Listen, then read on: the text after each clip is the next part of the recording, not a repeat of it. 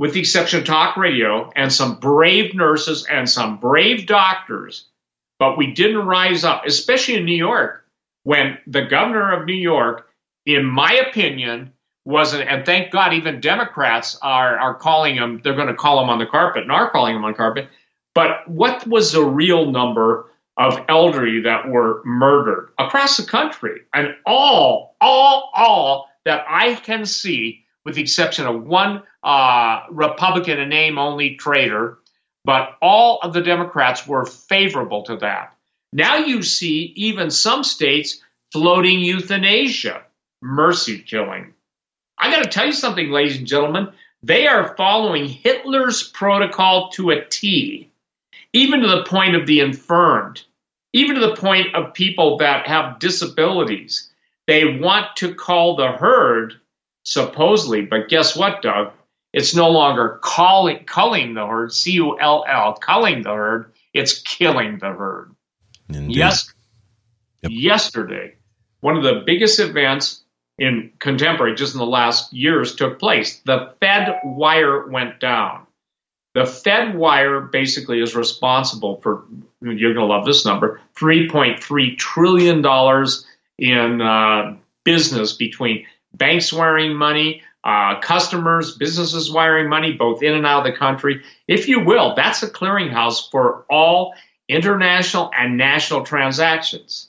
Now, I reached out to somebody that was involved in, let's say almost 30 years ago, in setting up the protocols for security in both the Fed and also the SWIFT system. SWIFT is when you go overseas or overseas is coming in. You have to use a special, basically system that was set up years and years ago.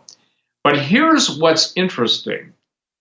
The chairman of the Fed said, money printing doesn't lead to inflation. Man, would somebody buy that guy a bag of potato chips or a package of organic cookies or anything? Everybody, Doug, goes to the store. And you remember the days the potato chips used to fill the top of the bag, and now they fill them with air? And if you got a bag this big, generally, you get this many potato chips. I saw some organic cookies. I won't tell you the brand. And I looked at the weight, and I said, those are half the weight of the last time I looked. And I don't look at cookies every week. I don't even go to the grocery store probably once a month. My wife does it because I refuse to, kowtow. And sometimes I think, I go, look at all the empty people. Where do they all come from? I know that's a takeoff on Eleanor Rigby, but the point is we become a nation now that has become isolated. We have become denigrated. The Deagle report talking about, and I'm going to keep hitting the Deagle report, 250 million people dead in 5 years. Do the math. That's about 50 million people a year starting in 2021. They're sure getting off to a good start. But I'm going to tell you what's going to cause a lot of major deaths. And I'll tell you what's going on the West and East Coast and even the Midwest with the Cascadia subduction zone, with the New Madrid, and also with why are there so many secret flights out over the ocean off the East Coast? I'll get to that. But here's what my source said, incredibly well placed. Fed Chairman Jerome Powell says money printing doesn't lead to inflation. Anyone who believes those words is doomed. I like the word doomed. Fedwire went down intentionally to limit the number of metals trades as well as to prevent some market actions because trades cannot happen unless the Fedwire is up or the trades are occurring within the same brokerage firm between their clients. Notice the time it went down, ladies and gentlemen. It went down before closing time on the exchanges when everybody's got to clear their books and, basically the end of the market day. Before hours, it was down for 3 hours. Now, listen to this. There is an intentional push to keep the precious metals and rare earth metal prices low, even though the truth is there's no supply available for sale.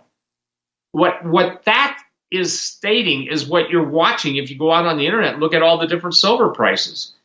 Doug, you and I talked about this years ago. I said the day would come when you would not be able to buy silver or gold due to lack of availability. And I also said it doesn't matter if the spot price goes to zero. Anybody who's got silver or gold will decide what they paid for it, and the fair market value will go, and from this point, it'll go from about $38 to $40 an ounce up to, who knows where. The metals are manipulated in order to control the people. There's only one attitude that Wall Street runs on. Give us all your money. I've said it before, the Dow. Steve, how can anyone believe with 19, 20 million people unemployed, with 90% of individual small businesses struggling to stay alive, 90% of the restaurants in New York City shut down and across the country, ladies and gentlemen, that every single governor who has pulled that horse manure, being kinder and gentler, is caught eating out, no masks on, and what's good for you isn't good for me. Gavin Newsom's being recalled. Thank God there's at least 1.5 million people in California get it. But what happened to all the businessmen that fled, the city in New York? All their real estate prices are going down. Why? With the power of their money and the positioning of their prestige, these are the who's who. Why did they all flee to the Hamptons and all the states surrounding New York City? They abandoned it because they knew something. They knew that no matter what they had there was something better someplace else. The same reason I'm on record for, now I think 35 years, because I used to write a newsletter for 10 years prior to even, going on talk radio. And the day will come.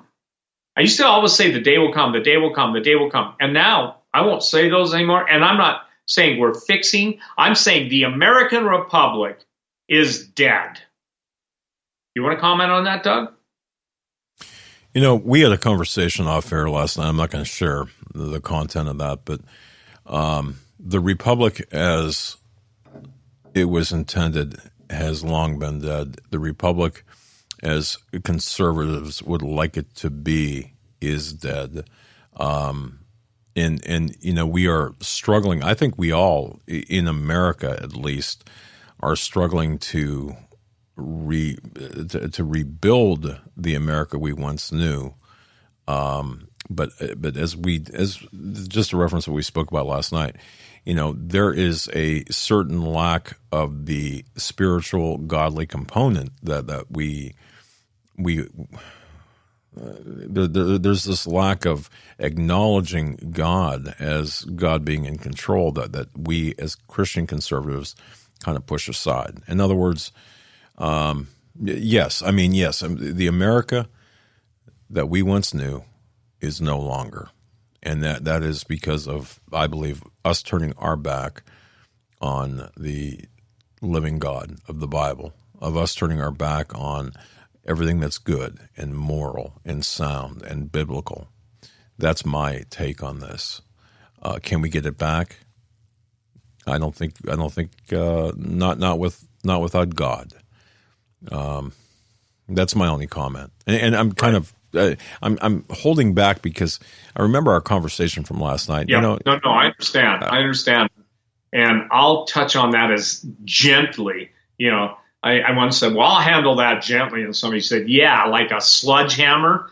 Well, that's only what I know, but I'm trying to. I said, "Well, listen, what I'll do, I'll put a pretty bow on the handle of the sledgehammer before I let it fall." I've got to cover the precious metals because there's a lot of people that still don't understand. And I want you to understand this.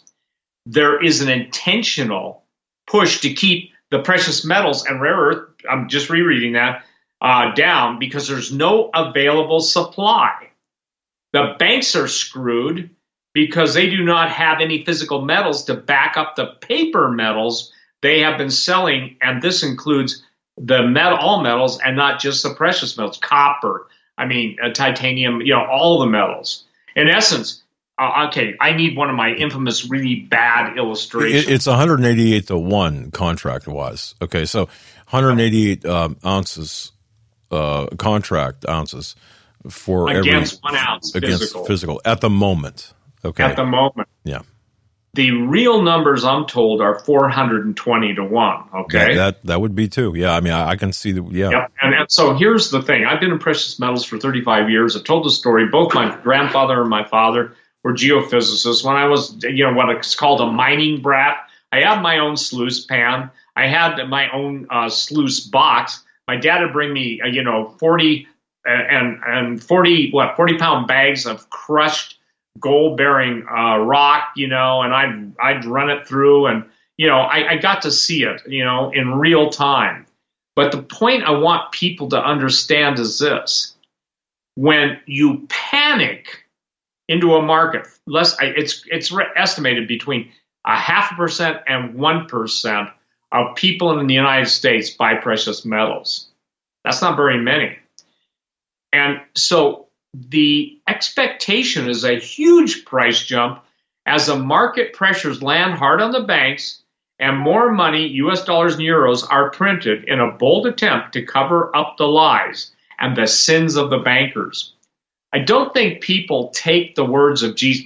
I'll say this, 90% or higher of Christians, of believers, of claimants, whether it's Catholic, evangelicals, whether it's those who claim to know God or at least acknowledge God and his son, Jesus Christ. Obviously, Jews do not acknowledge Jesus unless they're Messianic or fulfilled Jews. But I don't believe the majority, 95%, really believed what Jesus said when he said the whole world lies in the evil one. Point 1. The love of money is the root of all evil. Point 2. I'll add the control of all money is the control of all evil. And number 4, greed can never be satisfied because it is the appetite of demons expressed through humans. We have become, and we all are, I'm materialistic because I live in a material world.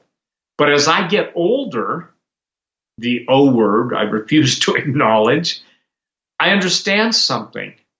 So much of life is a diversion to keep us from the true riches of heaven, to keep us out of the deeper walk with Jesus. And the Bible's clear. To have the fear of God, you've got to hate evil. Doug, the Christians, and I'm blaming myself. I hold myself responsible for a lot of this. We didn't stand up when we could for Jesus. We didn't speak up when we could for Jesus. We watched Jesus be mocked, ridiculed, scorned, turned into a gay man, a transvestite, all of the stuff they've done to blaspheme the name of the Lord. We've watched foreign gods come into the United States, everything from Anubis, the Egyptian god. We've watched the towers of Baal, B-A-A-L. Baal worship was child sacrifice. In the nice Baalian arch, that's a new word, that was placed in front of the Capitol building to claim the capital for Baal. The candlelight ceremony that's going on has nothing to do with 500,000 people that died. And those are, I don't even buy those numbers, because anybody who died during Donald Trump's, it was blamed for COVID. It was blamed on COVID. Couldn't be a bigger pile of horse manure mixed with pig manure. In other words, it stinks. That was a Luciferian 1,000 points of light. There weren't 1,000 people there, but that was a Luciferian acknowledgement, because Lucifer literally means light bringer. And so, ladies and gentlemen, while the church abandoned Jesus Christ, and the only thing I believe Obama ever said, the abomination that made us desolate, and we're desolate now, well, you're going to find out how desolate in the coming months leading into summer. The abomination of desolation, I know there's another one, a literal one. I know about the temple. I know about Antichrist, sitting in the temple. Save me your epistles. I'm going to say this too, Doug, if you don't mind. I do not look at epistles coming from people that come in packets this thick. I don't. I throw them in the trash.